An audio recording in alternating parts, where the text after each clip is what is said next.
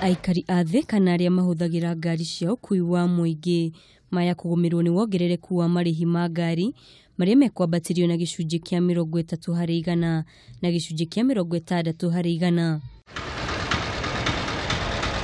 Matongoretio ni muikariri giti wa kiama kia atwarithia matatu kuma gitaru kia Mount Kenya Rufus Kariuki hindi ya gikaro gia guthura atongoria ya kamiti ya ukui mwena wa Thika.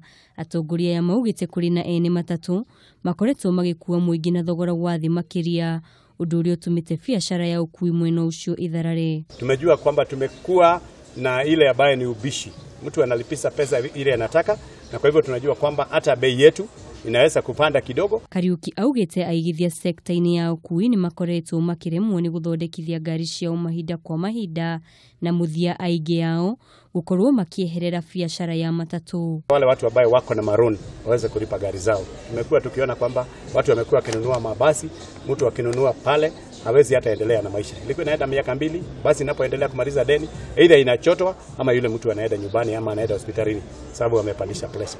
Oho Kariuki nyaugite kwaya gukorwo amwe a makanga aria marutaga wira na matatu icio ni manyitanagira na mikora hari kunyamaria athii na kuria athii memenyerere hindi iria maratuma thafari. Tumejua kwamba kuna watu ambao wamekuwa kiibwa kwa magari, na hiyo ripoti ikafika kwa ofisi yangu pamoja na members zao wetu, na tumejua kwamba wale ambao wamekuwa wakiibia watu sio tu watu wa matatu, sio matatu cruise, lakini ni watu ambao ni wahoni wamekuwa kikao kwa stages.